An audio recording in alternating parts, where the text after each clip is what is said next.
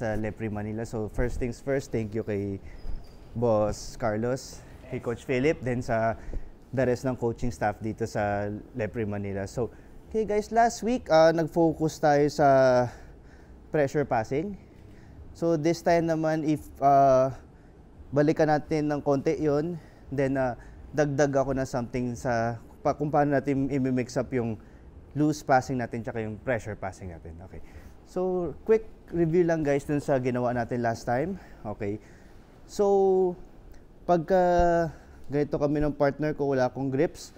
Wala pa rin siyang grips. Okay. So, mistake na mag-step in lang tayo pag ganito. Kasi the moment na mag-step in ako, binibigyan ko siyang opening na ma-set up yung grips niya. Then, mag-step in ako sa guard niya. So, example, dito nag-roll kami. Boom. Nag-step in ako. Then, boom. So, na-set up niya na yung grip niya. So, kailangan i-break ko lahat ulit ito para makapunta ako sa position na gusto ko. So, approach natin siya na tina-trap natin isang side. So, papasok tayo sa guard niya sa terms natin. Okay? Hindi sa terms niya. So, this side ako papas. So, nag-grab ko yung cup ko yung knee. Tapos yung shin, tapos lagay ko yung knees ko sa ground. So here, 1 and 2. Okay, so force siya to block pagka ganito. So pasok ko tayo over-under. So kunin ko natin yung over, tapos yung under. Okay. Na isa pa guys, always pagka nagkapasa yung over-under, gusto ko parang ako nakatingin dito. Parang nagpipick dito sa side na to. Kasi the moment na pumasok ko over-under, tapos yung head ko nandito, main counter ng person on bottom, na-try niya i-push yung head ko para maka-create ng space. Then, doon niya i-repommel yung guard niya. Then, from doon, mas kuha niya na yung match, yung chest match, kumbaga saan nakuha niya na. So, here, on my knees, punta ako over-under, then tingin ako this side, back. Okay? Moment, ibang guys, minsan, pagka nakuha ko yung over-under, yung knees niya nasa may butt niya pa ganito. So parang naka-fold pa siya. Then dito ako sa may over-under. Okay? So gagawin na natin dito guys. So from here, squeeze ko yung knees ko together. Tia-trap ko yung ankle niya. Then tong hand ko na sa under, punta sa may knee. Then shoot ko siya all the way in. Boom. Okay? Kasi pagka example, papasin natin siya na naka-curl pa rin yung legs niya. From dito, andito pa rin yung hooks niya. Okay, pag sample, pumasok ko this way. Sinenter ko yung hips. Hindi ko makiklear yung legs niya kasi active pa siya. So, gusto natin gawin from dito on our knees. Pick ako this way. Nakahug ako sa leg. Punta tayo on our toes. Okay. Isa pa guys, gusto natin iwasan pag nagpapass ng over-under. Yung isa-spike ko all the way yung weight ko pag ganito. So, parang nakaganyan ako halos. Gagawin ni Coach Philip dyan, lagay niya na knees sa chest niya, then flip niya ako the other side. Yeah. So, sayang yung position. So again, on our knees, pick ako this way, grab ako ng material either sa belt, pants, or lapel. Kung ano available. Okay? Hug natin yung leg underneath. Punta tayo on our toes, off our knees. Then yung hand ko na naka-hug sa hip, adjust ko sa may knee, then shoot ko siya pag ganito. Okay, para mag-straighten yung legs niya. Then from dito, lakad ko yung hips niya sa center, walk, walk, walk. Then from dito, once sa center ko na yung hips niya, curl ko yung leg, elevate ko yung legs. Pag ganito. Okay, so parang dinileg drag natin siya from over-under. Okay, so from here, kuha natin yung over-under, push ko yung knee, then punta tayo side smash. Okay, so punta tayo side smash, hug ko yung belt, kunin ko yung lapel this way. Okay, so once andito na tayo, pwede mag-pass this way, boom. Okay, or pwede tayo punta full mount. So from dito, step ko sa knee, tapos gagawin ni Coach Philip, itulak niya yung leg ko, boom. Okay, so the moment na itutulak yung leg ko, lagay ko yung fingers dito, tapos i-walk ko lang pag ganito. Whoa. Para pag sample, tinry ni Coach Philip, i-push ulit yung knee ko, may naka-block na siya pag ganito. Okay, then from dito, diretso lang tayo full mount.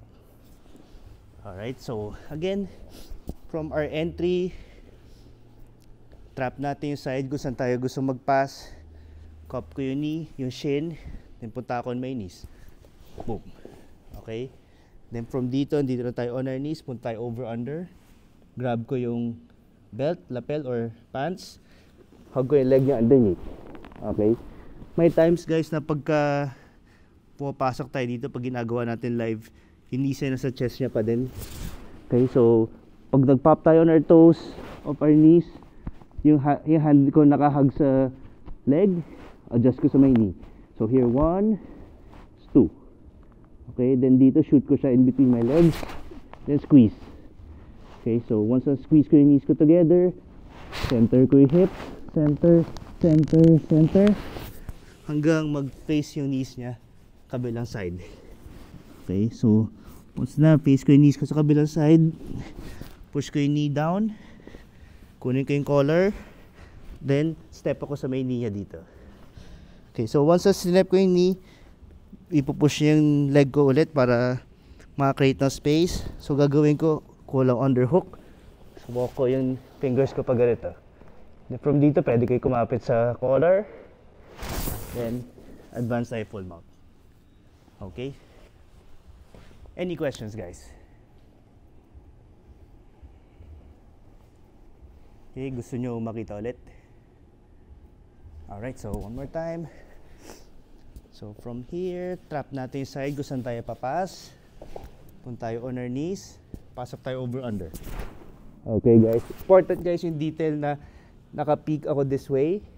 Kasi once na example yung head ko andito lang, push ni Coach Philip lang yan dito para maka-create ng space. Then mawawala na yung pressure ko sa kanya pagka ganun. So pack. Kuha ko over under. Then nakatingin ako this way. Alright. Punta ako on my toes, off our knees. Okay, then center ko hips niya. Center, center, center.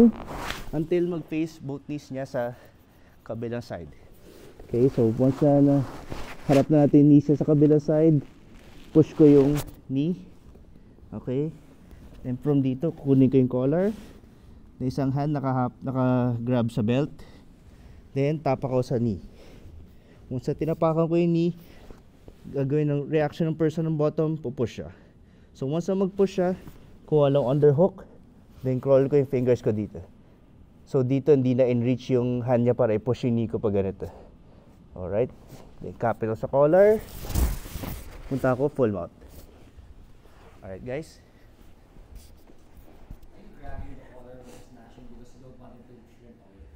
Pagka when you're passing already, you grab the collar here. That's to control. Pag na-clear ko na yung legs, doon na ako punta sa collar. Let's say for example, here. 1. Ito na, pagka na-clear ko na yung legs, doon na ako lipat sa collar. Kasi minsan yung reaction nila, minsan dito, either punta sila on their elbow, then dito pwede ko kunin yung collar din.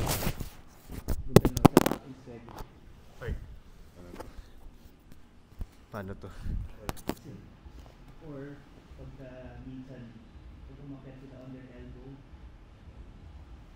pwede kong hawakan yung collar niya sa back, then yung collar niya rito sa lapel niya dito. Then dito pwede ko siya i-mark ito yun. So gamitin yung head ko sa shoulder niya pagka doon. So yun, kaya gusto ko mag-anchor sa collar once na ma-clear ko na yung legs. Okay, so set up, enter tayo, boom, tayo on our knees, kinuha tayo over under. Pwede tinulak na kagad ni Coach Philip yung head ko para hindi ko makapick this way, hindi ko masara yung distance. Okay, so dito guys, instead na pipilitin natin, overcommit tayo, pumunta sa over under, magpa-pass tayo this side. Okay, so here, kanina, nakahug tayo underneath the leg. Ngayon, nakakapit na lang ako sa pants niya dito. Alright, so gagawin natin from dito, close pa natin yung space, binlock ni Coach Philip. Okay, so dito, punta ko on my toes, so drive ko yung knees niya sa my chest niya pag ganito. Bam. Okay, so parang ganito siya guys. So, kung kinlose ko yung space, tinry ko close yung space, nag-react si Coach Philip, tinulak niya yung head ko. So, hindi ko makuha yung original na ano ng over-under. So, okay, from dito, hawak ako sa pants, na-drive ko yung knee niya sa may chest. Parang sinastack ko siya pa ganito. Boom. Okay. So, gawin natin guys, mag-hop tayo sa right side, then makuha natin yung pass. Boom. Okay, pag di siya nag-react agad, makuha natin yung pass, possible makuha natin yung back. Pero for sure, once na mag-pass tayo this side, gagawin ni Coach Philip, bablock niya yung hip ko dito. So again, pasok tayo over-under, tinulak ni Coach Philip yung head ko, nagpapakon my toes, dinrive ko yung knee niya sa my chest. Okay, so fake tayo, magka-pass tayo sa right side, pero binlock ni Coach Philip. Boom. Binlock niya with his hand. Okay, so gagawin natin, kung sa binlock niya to, babalik tayo din sa kabilang side. Okay, basta guys, kung saan siya hindi nagde-defend, doon tayo papas.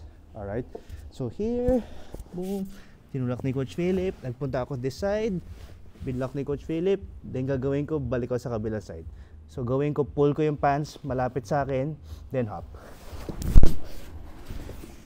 Okay, so pass tayo sa this side, binlock niya, then papas tayo sa kabilang side ulit. Alright, so again, same entry, on our knees, punta tayo over under, ayun. So, dininay na kagad ni Coach Philip yung head ko para makapick ako sa kabilang side para masara ko yung distance. Okay, so gawin natin, instead mag-hug, dito lang tayo. Kuha tayong fabric, then gripin natin yung pants, hop tayo sa kabilang side, hindi, sorry, drive ko yung knee niya sa may chest, para natin sinastack. Then, mag-hop ako sa right side. Boom. Binlock ni Coach Philip yung right side. So, gawin ko ito guys. Oh. Parang, whoop, boop. Then, at the same time, habang pinupull ko yung pants palapit sa akin, hop. Ako sa kabilang side. Alright, so, fast motion, ganito yung itsura niya.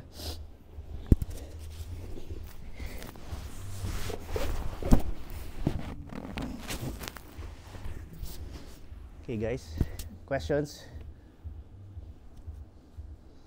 Okay guys, so... Silly question, pero yung arm lang yung humaharang, di ba? That's enough to make you want to redirect na. Yung itong arm?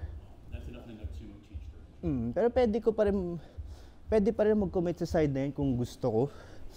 Example, di ba, pak? Dito tayo, binlock ni Coach Philip yung hips ko. Pwede ko rin gawin to. Itong hand na to, grab ako sa collar. Then itong hand ko na isa, para isa-stack ko siya dito. Boom. Then, instead na over-under tayo, double under. So, ayun, pwede mo rin option yun kapag ano. Pero this time, work muna natin yung mag-switch tayo side. So, again, tayo on our knees. Tinulak ni Coach Philip. Hop ako this side. Na-block. Pull ko yung pants, then balik ako sa left side. Boom. Okay guys, every 2 switch, 1, 2, pressure, tapos loose passing nung sa over-under kanina. Pag sample, tinry ko gawin yung first, binlock, pass ako sa isang side, binlock pa rin, so balik ko sa kabilang side. Okay, so ngayon guys, move on tayo sa long steps naman. Alright, so from dito, sample, nag-lead tayo, in-isolate natin yung side na to, then pumasok tayo sa knee cut. Boom. Okay. So dito guys, gawin natin, long step tayo.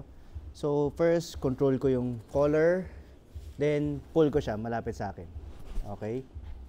Kunin ko yung top pant, then from dito guys, gusto ko muna i-center yung hips niya. Okay, so dito, center ko muna yung hips niya. So, kasi pag sample, long step ako this way, dito may chance pa rin na maka-invert siya, makuha niya yung hooks niya.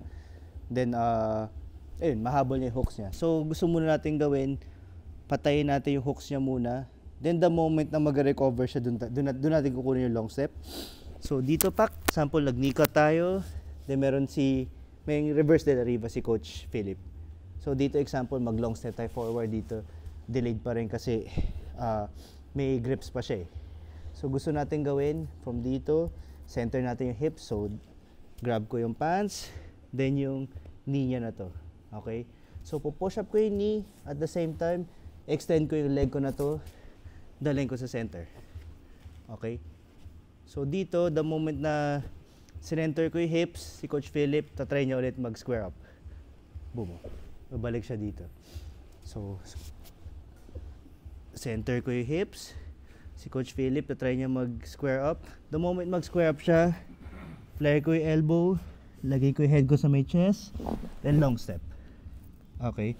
So, pag long step natin guys, medyo malayo siya. Then, pull out ko yung leg. Boom. Alright? So, again, pasok tayo sa knee cut. Boom. Alright, so may reverse delivery yung partner ko sa bottom. So dito hindi pa clear mag long step pagka ganito kasi may hooks pa siya eh. Sample, mag-commit ako this side, gagawin ni Coach Philip, extend niya lang yung leg niya, then andito pa rin siya sa guard. Okay? So here, kunin ko yung pants, yung knee, push ko, then center ko yung hips niya. Okay, so ilalagay ko lang yung knee ko rito sa may center. Then kunin ko yung collar. The moment mag-recover ng guard si Coach Philip, doon tayo long step. Okay, so pag long step natin guys, gusto natin yung forehead natin andito sa may shoulder. Yung hand dito sa may top pants. So pinipin ko siya, then pull out ko yung leg ko. Boom. So once andito tayo guys, magko-commit tayo sa isang side. So yung top leg, yung grip ko sa top leg na transfer sa bottom. Okay? Then ito nandito sa forehead ko sa may shoulder para pag sample mag-turn siya towards me. Gagawin ko, stay lang on my toes. Then drive ko lang yung weight niya papunta doon. Okay? So from here, guys, from dito sa top leg na pinipin natin, lipat tayo sa bottom. Okay? Drive ko yung toes ko forward, then kunin ko yung pass. Alright? So again, knee cut, pasok tayo knee cut, collar grip, pants grip, then center natin hips niya. Okay? So, pwede nyo guys hawakan yung knee para i-center, or pwedeng collar na, pwede mag-grip sa collar. So kahit ano naman. So center ko yung hips. Okay? The moment na ibalik ni Coach Philip yung guard niya, long step. Okay? So pag long step natin, pin ko tong leg sa ground, then switch ko siya dito. Okay, so yung partner natin mag-turn siya towards us. So gawin natin, punta tayo on our toes, then pause lang natin siya. Okay guys, questions? Okay, so every 2 switch. Okay, 1, 2, go tayo long step. So here pag long step, ito pin ko yung top leg sa ground, then lipat tayo kabilang side. Okay? So simple na siya guys. So parang instead kanina ginawa natin yung top leg from dito, di ba? Yung top leg, lumipat tayo sa bottom. Dito ipipin natin to sa ground, then lipat tayo sa kabilang side. Alright, so again, approach natin siya. Pasok tayo knee cut. Boom. Meron tayong collar grip, pants grip. Center ko yung hips. Then nag-recover ng guard si Coach Philip. Long step. Then lipat tayo kabilang side. Okay guys. Questions? Ako medyo nag-aalangan ako mag-long step. Parang hindi ko alam kung tatagin ako or babagsak ko ito. So ayun, practice lang. Sa practice sa drilling session mo makuha ng muscle memory mo yung ganong ano. Kaya kanina umikot o kanina di pa masyado familiar. Alam nyo kung paano yung proper na details kung paano gawin, pero di pa kabisado ng katawan nyo yung kung paano Next week guys, balikan natin to. Bago tayo pumunta sa actual na technique, may mga exercise tayong gagawin bago tayo pumunta sa long step. So sa ngayon, kahit gawin nyo step by step lang. Sample, lumong step tayo dito. 1, pull out nyo yung leg. Pag ganun. Then tsaka kayo lumipat sa kabilang side. Alright guys. So every 2 switch, 1, 2.